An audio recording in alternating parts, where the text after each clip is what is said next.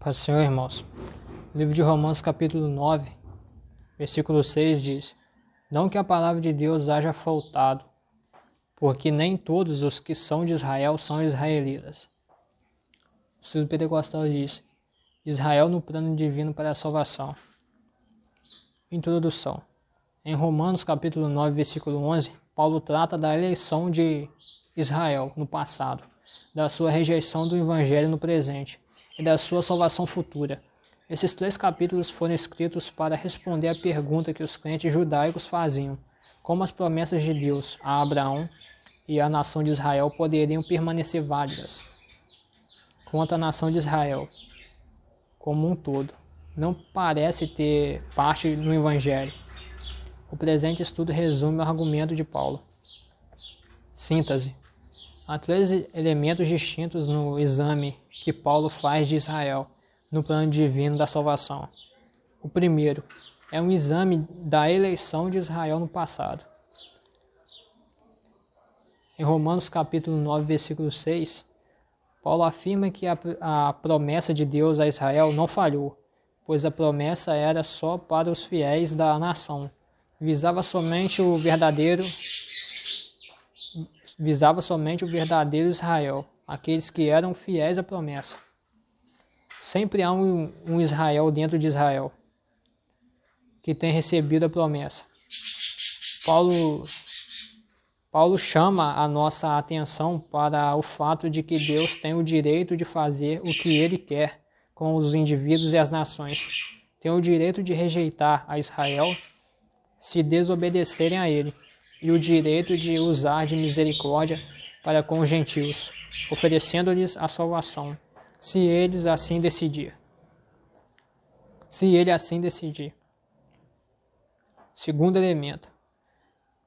A análise da rejeição presente do Evangelho por Israel, seu erro de não voltar-se para Cristo, não se deve a um decreto incondicional de Deus, mas à sua própria incredulidade e desobediência.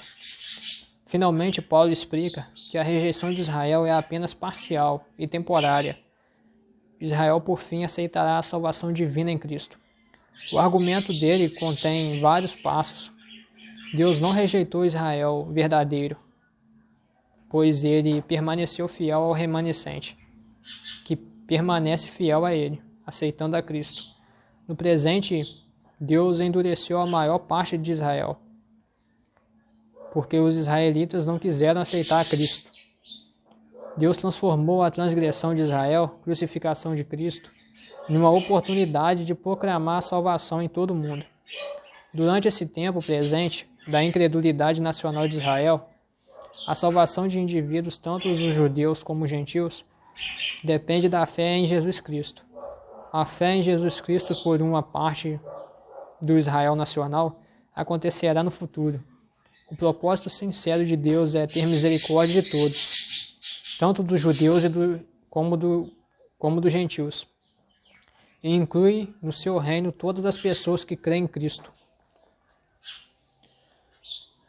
Perspectiva. Várias coisas se destacam nestes 3 capítulos. Esse exame da condição de Israel não se refere à vida ou à morte eterna de indivíduos após a morte. Pelo contrário, Paulo está tratando do modo como Deus lida com as nações e povos, do seu ponto de vista histórico, do seu direito de usar povos e nações conforme Ele quer. Por exemplo, sua escolha de Jacó em lugar de seu irmão Esaú teve como propósito fundar e usar as nações de Israel e de Édom, oriundas dos dois. Nada tinha que ver com o seu destino eterno, quanto à sua salvação ou condenação como indivíduos. Uma coisa é certa: Deus tem o direito de chamar as pessoas e nações que Ele quiser e determinar-lhes responsabilidades a cumprir. Paulo expressa sua constante solicitude e intensa tristeza pela nação judaica. O próprio fato que Paulo ora para que seus compatriotas sejam salvos, revela que ele não admitia o ensino teológico da predestinação, afirmando que Todas as pessoas já nascem predestinadas ou para o céu ou para o inferno. Pelo contrário, o sincero desejo e oração de Paulo reflete a vontade de Deus para o propósito judaico. Jesus chorando por causa de Israel, ter ensinado o caminho da salvação, ter rejeitado o caminho da salvação divina, ter rejeitado o caminho divino da salvação.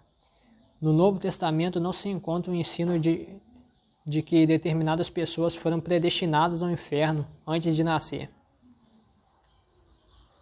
Você pode ver o estudo aí sobre eleição e predestinação, que vai estar escrito aí sobre isso, falando mais sobre isso. O mais relevante neste assunto é o tema da fé, o estado espiritual de perdido da maioria dos israelitas. Não foi determinado por um decreto arbitrário de Deus, mas resultado da sua própria recusa de se submeterem ao plano divino da salvação mediante a fé em Cristo. Inúmeros gentios, porém, aceitaram o caminho de Deus, que é o da fé, e alcançaram a justiça mediante a fé. Obedeceram a Deus pela fé e se tornaram filhos do Deus vivo. Esse fato ressalta a importância da obediência mediante a fé, no tocante à chamada e eleição da parte de Deus. A oportunidade de salvação está presente à nação de Israel, está perante a nação de Israel.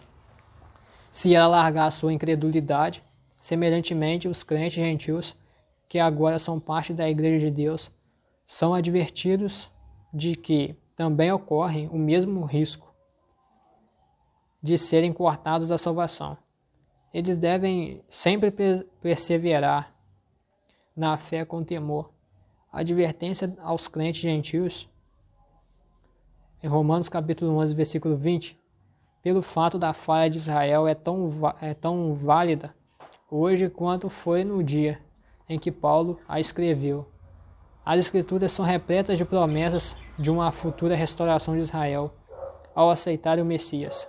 Tal restauração terá lugar ao vindar-se a grande tribulação, na iminência da volta pessoal de Cristo.